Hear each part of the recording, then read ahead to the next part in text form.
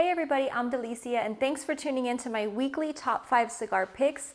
These are the cigars that I actually plan on smoking this week, and I'm going to invite all of you to join me on Instagram with your posts. Every day I'm going to post a picture of one of these cigars, so join me in smoking that cigar of the day throughout the week. And make sure you tag me, Cigar Vixen, in your post. So starting with, with number 5, this is going to be the picture that I'm posting today.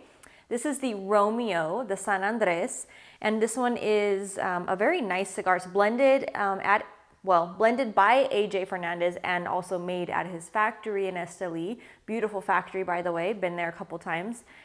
Just a great cigar, a lot of flavor. Again, I always talk about being a fan of the San Andres wrappers. They just have so much flavor, a lot of character.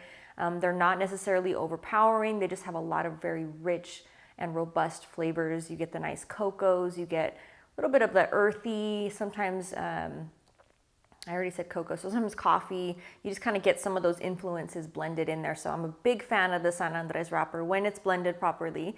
And in this case, it's, again, San Andres, Mexican San Andres wrapper, Nicaraguan binder, and then Dominican and Nicaraguan on the filler. You're getting the toasted brown sugar notes, just really nice. A little bit of a white pepper in and out.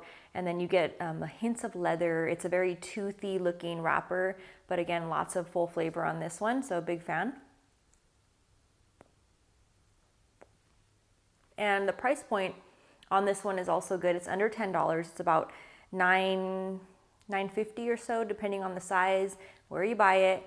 In fact, all of the cigars this week just so happen to be cigars that you can find for under $10. So it's a budget-friendly week for everybody, especially coming out of the holiday season where we all tend to spend and overspend, I should say. So kind of a budget-friendly for the humidor. Again, all of these cigars that'll be featured this week are under $10. So very nice and still well-made and lots of good flavor. So moving on to number 4. We have this CAO Flathead. The Flathead series was a lot of fun. They were, of course, modeled after like the old, 50s, 60s style pinup girls. So a lot of fun on the different colors. They're supposed to kind of look like the, what are they? I'm not a super car person. It's like the engine blocks, or the, kind of reminds me of like an engine block looking type of a thing, but pinup ideas and those types of muscle cars kind of, I believe, are like what they were going for in the looks of this cigar. But a lot of fun, different colors, different vitolas. Each color, I believe, represents a different vitola. In this case, this is the Flathead 642. It's a nice little box pressed beauty. This one is a 42, and it's a Connecticut broadleaf wrapper, a Connecticut Habano binder, and then Nicaraguan ligero and piloto cubano ligero. So nice amount of punch on this one. Again, box press. It's going to be really friendly on the pocketbook. It's only about $6 and change, $7. Again, always depending on where you buy it, all that stuff. But you should be able to find these for a very good price point. Again, you could stock up on some of these. This one, you're getting a nice kind of a cocoa in the very beginning. Moving on, you get the leather, you get a little bit of the pepper, earthy. Has a lot of those similar types of notes in it, but a tasty cigar, especially again for the price point. And I'm a big fan of the box press cigars. They're just easier to smoke, easier to lay down. If you have like this type of ashtray where it's flat, you don't have a lot of different rivets. It's just kind of one of those things. I know we've all been in a place where we've sat the cigar down and it's rolled off. I've dropped several cigars and it's frustrating. Not to mention that I'm a germaphobe, so once I do drop it on the ground, I'm not too happy about having to put it back in my mouth. So anyways, totally a side note, but box press is a lot of fun. So moving along to number 3, we have, this is in the lighter fare of things. This is the Fernando Lyon Family Reserve. This is made by La Aurora, of course, the oldest factory in the Dominican Republic. This was put out, I want to say 2002, 2013. I think it's 2012 or 2013. One of those years. This was a tribute to Guillermo Leon's father. So it's, again, a very elegant cigar. It comes in a lot of different vitolas, again, elegant shaped. This particular Bellicoso is really nice.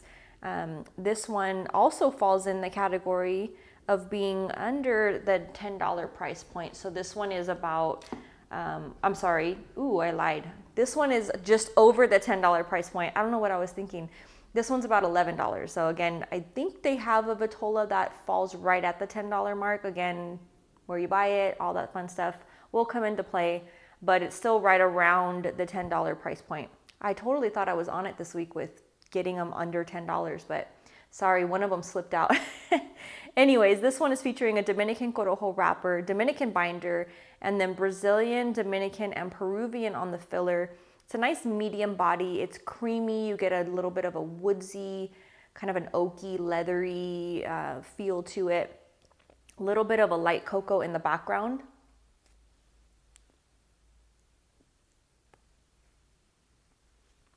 And then as it progresses, you pick up a little bit of light roast coffee, very subtle black pepper. So again, nice medium body, not too strong.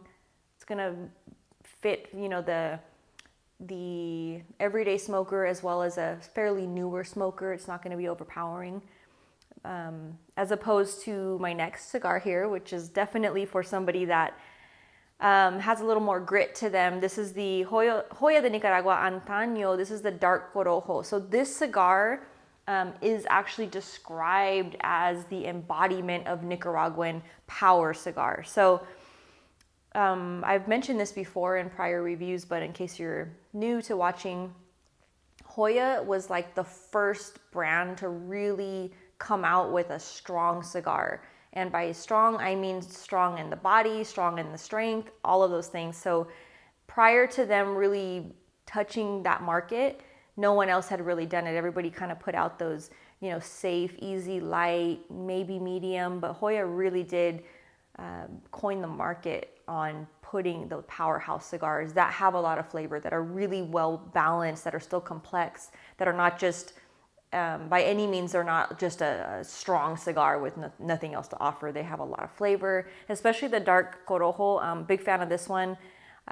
It is a Nicaraguan puro. It's featuring a Nicaraguan Corojo Oscuro wrapper, Nicaraguan binder and filler. Again, Nicaraguan puro, full-bodied, full strength. This one it's spicy and robust. However, it's balanced, and you still pick up just a nice amount of a mixture of flavors. So you do get some of those sweet, not super sweet, but like a cocoa type of notation in it. You pick up a little bit of chili pepper in there, like a red pepper. But again, just a fuller body, really nice, especially if you've had a heavy meal and you're looking for something to finish out the evening. For those of us who brave a strong cup of coffee in the morning with a strong cigar. Not for everybody, but definitely there are a handful of you out there. I have met some of you out there that are like, yes, give me a strong cigar first thing in the morning. So again, just a nice offering from Hoya. It's been out for a while. It's not new by any means.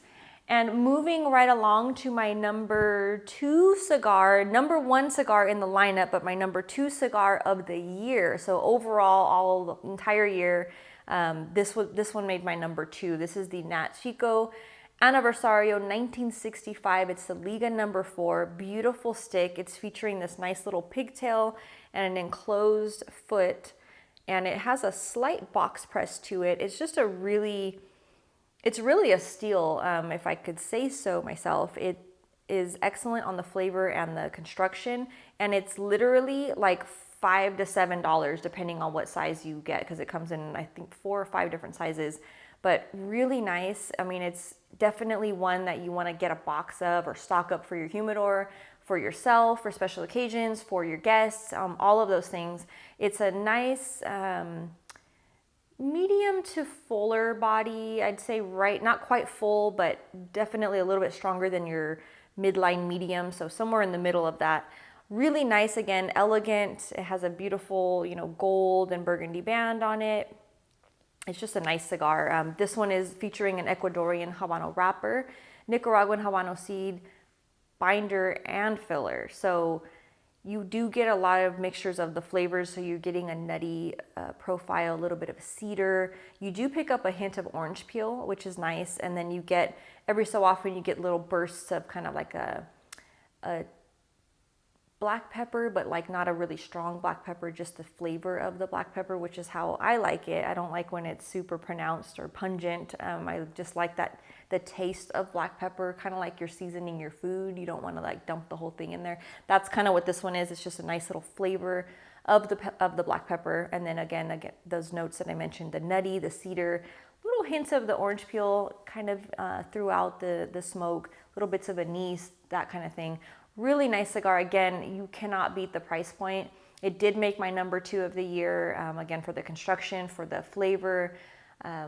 Definitely a cigar I would recommend. So as I mentioned in the beginning, as opposed to how I normally do my weekly top 5, these are the cigars that I'm planning on smoking this week.